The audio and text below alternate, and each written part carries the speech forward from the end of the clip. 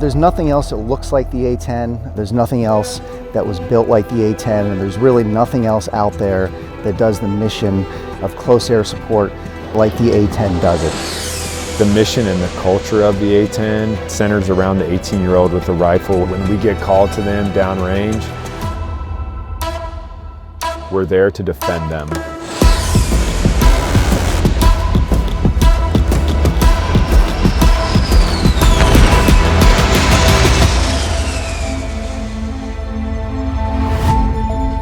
The mission of the Maryland Air National Guard is we are ready to deploy anywhere, anytime, for any contingency around the world.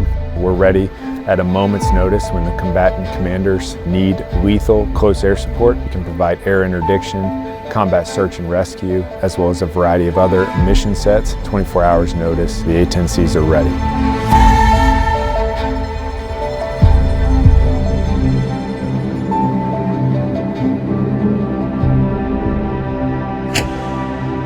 It's deliberate, measured, impactful, calculated, and sound. Built to withstand the punishment sustained while flying low, in the dust, under fire, in blazing heat, or through freezing cold.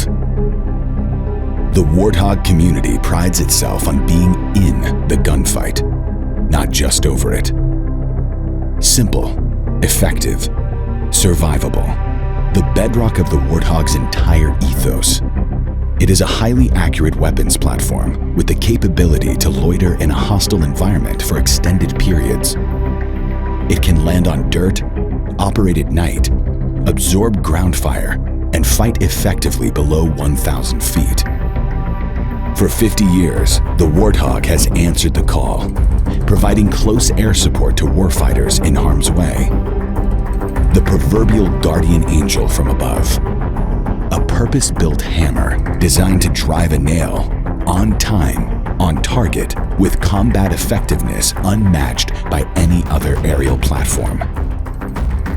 Born in 1972, built by Fairchild Republic to fulfill the Air Force's request for a new ground attack aircraft, the design process was a unique one, prioritizing the use of General Electric's new 30mm GAU-8 Avenger, a hydraulically driven 7-barrel rotary cannon made specifically for the new aircraft program, and as it would come to be, the A-10 Thunderbolt II. Paired with the capability to carry 16,000 pounds of nearly any air-to-ground ordnance in the inventory, the combination would prove to be not only effective, but legendary. The A-10's legendary in a lot of ways, and one of the more famous ones is that the jet was built around the gun. The gun was built first, built the airplane around it, and the gun really is it's our favorite weapon on the jet. It's an absolute riot to shoot, and I really would not want to be someone who's on the business end of the A-10.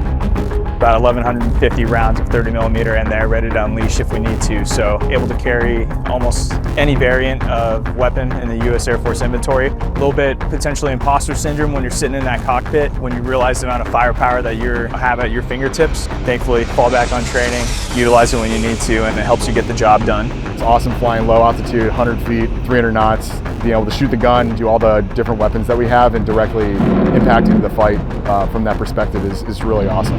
You just kind of take a minute, you're obviously focused on flying it, but then you look around and you kind of look behind you and you're like, dude, I'm in an A-10, and you're the only person in it. Our job description in the Air Force is fighter pilot, but the A is for attack.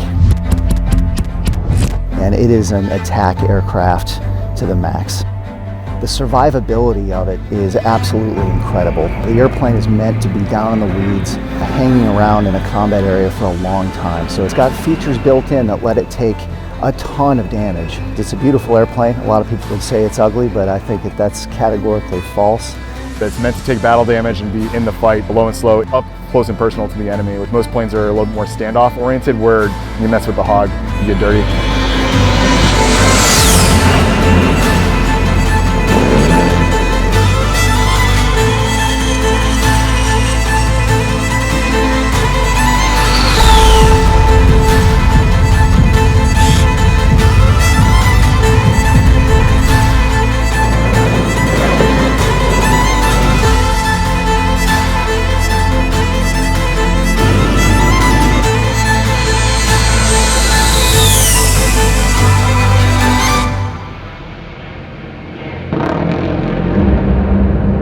Not all legends come without strife.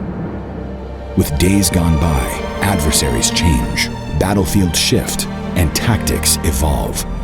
With that comes the inevitable change in mission.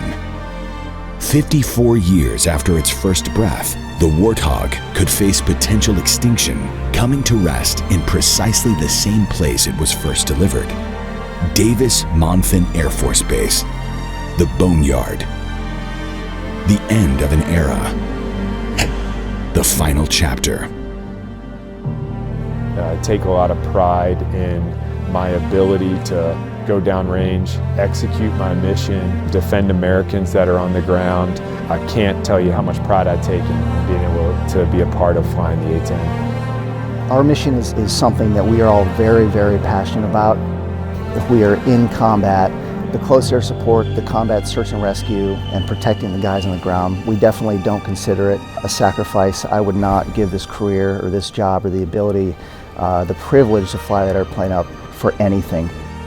The mission set is still going to continue, so keeping that close air support, combat search and rescue, mission set, and expertise going forward into the future is going to be the biggest challenge, but something that I think us pilots are looking forward to bringing forward with us. The current state of the A-10 is that it will be divested, and there'll be future mission platforms, whether that's 4th generation or 5th generation platforms, stood up at a variety of the wings that fly A-10s. Certainly we hope that we are one of those wings to receive a flying mission, but the current state of the Maryland Air National Guard right now is a transition to cyber operations.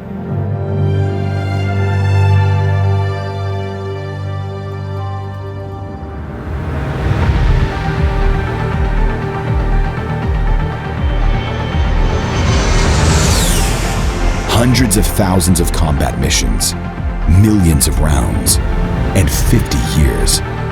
The A-10 and the airmen that execute its mission have stood the test of time, having weathered the brutality of war, while becoming a symbol of hope for some, and an emblem of fear for others. A legend in its own right, the Warthog stands tall.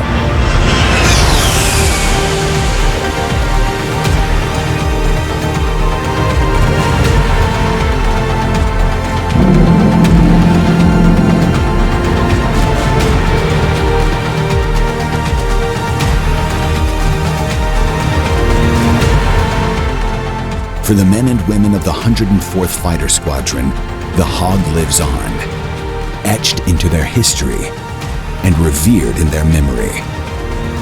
A monument to their legacy, strength, and unwavering spirit.